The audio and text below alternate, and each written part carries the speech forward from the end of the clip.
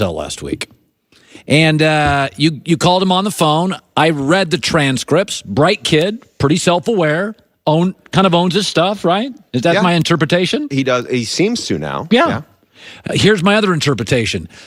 You don't tell your wife everything. You don't tell everybody everything. You don't make everything public. I read the transcripts of it, and when he talked about, listen, man, I just got to put week after week after week together, and I thought, dude, those are basic requirements. If Fox said, listen, we love Bruce Feldman. When we can get him to the stadiums, he is terrific. Now, that's a basic requirement. We think Bruce is going to get to the stadium. I got to tell you, his honesty, I applaud him, but that, if I'm a GM, Bruce, I can't put him on my roster. I think the biggest thing, Colin, is he's said this directly. He said, he knows his issues. This isn't my second chance. This is like my 35th chance. Right. So he knows the issue with him more than anything is his past lack of accountability. So all the stuff you said, if he was a regular employee, I totally get that. I mean, if one of us had the issue where we couldn't be counted on, you wouldn't be in that chair. I wouldn't be sitting here. So what he's got to show is he told me he's close to 90 days sober, which in some ways to you or I might not sound like a lot. When you talk to other people who've battled addiction, they say that's actually, that could feel like a lot. Yeah, I grew up with a parent that was an addict, yeah. But I think the biggest thing with him is, he flew out from L.A. to Texas to go get ready for this spring league, which is really almost like a couple of all-star games. It's, not a lot of exotic blitzes and coverages and different things like that. What he's going to have to show everybody is he can last, not just physically, but emotionally stay there where they can count on him day after day after day. And that's the biggest question mark. Now, he said some things that I thought were interesting in that he was basically cutting off his friends to the point where it's like, hey, don't call if I don't call you back. Those are the issues he was battling before. Now, the biggest change in his life, he got married earlier this month, but really the biggest change is when he was diagnosed with bipolar disorder. He told me the medication has changed him for the better. It's dealt with his anger issues. But you're talking about a guy who's got a lot of stuff to sort through, and the only way he's going to answer any of these questions is going to be over time. And the reality is, we're talking about a low-level free agent. Nobody's flipping him the keys to the franchise anymore. That is not going to happen for a very long time, if ever. Okay.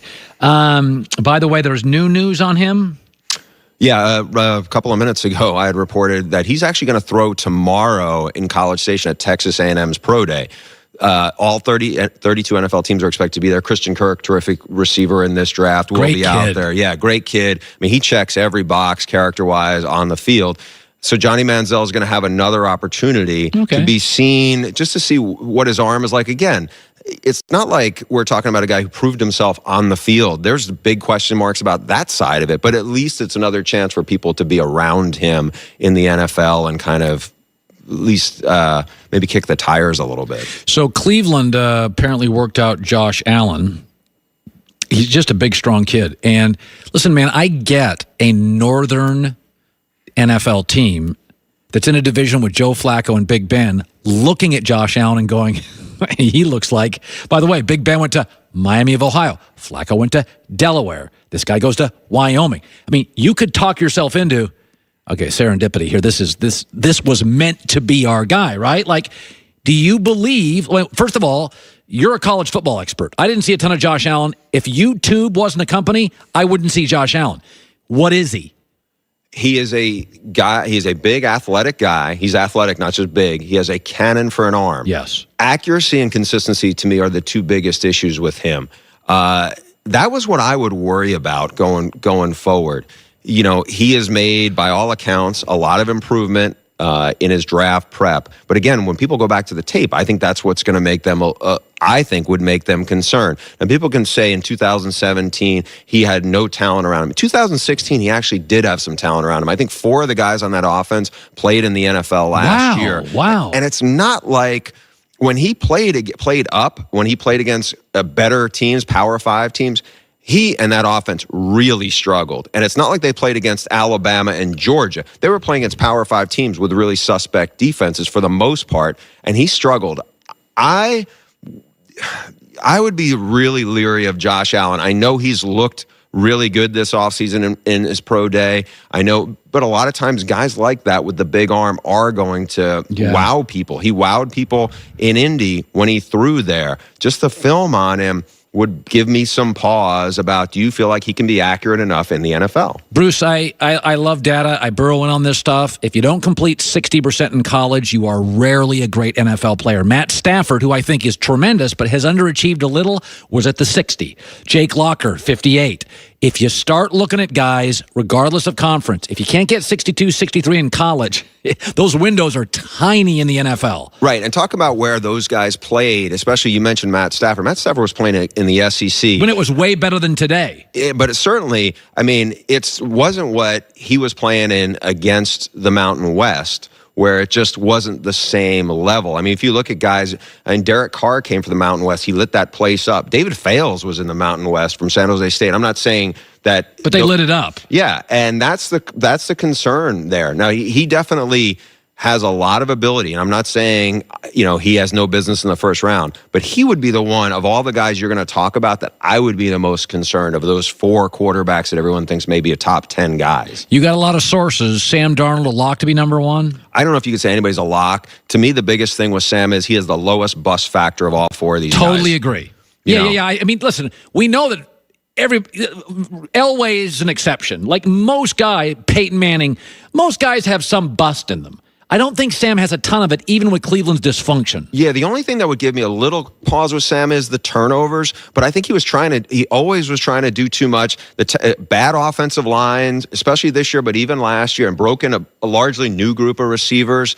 Playmaker, good athlete, better arm than I think people give him credit for.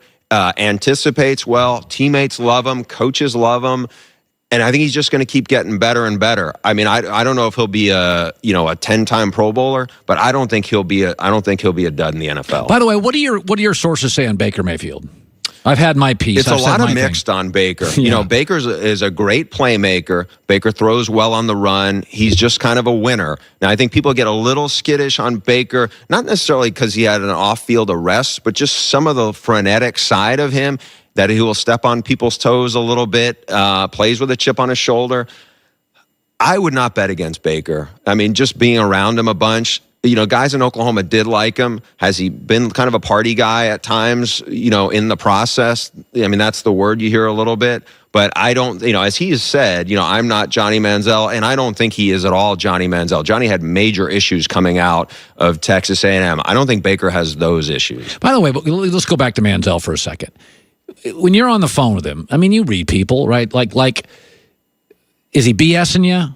Do you buy him? What do you make of Jonhny Manziel? He seems to be candid. I can't tell you though, he's pretty smart and he's a very savvy guy. I mean, he's saying all the right things. If somebody was trying to put together a PR pitch on this, and I didn't expect to get into an hour conversation with Johnny. Holy hell, you want to talk for an hour? Pretty much. I've never talked to you for an hour. You've never given me an hour. An hour? I've heard it. I've talked to you for an hour. I've never said an hour's worth of stuff, but I've been in those conversations at a bar.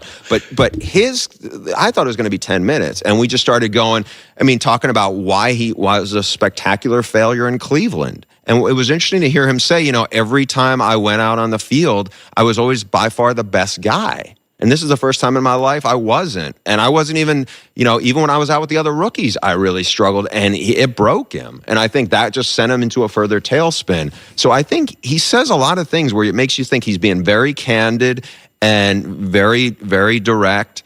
And, it's hard to say. You talk to people who've been around people who've battled addiction, and they say they can be very manipulative in what they say and very calculated in how they present things. To me, Johnny's saying all the right things, but the only way we're going to know for sure is 6 months, a year from now. Yeah. No, listen, I had an addictive parent, and he was not manipulative. That wasn't the parent. I got to be honest. When I just read the transcript, I didn't think he was manipulative.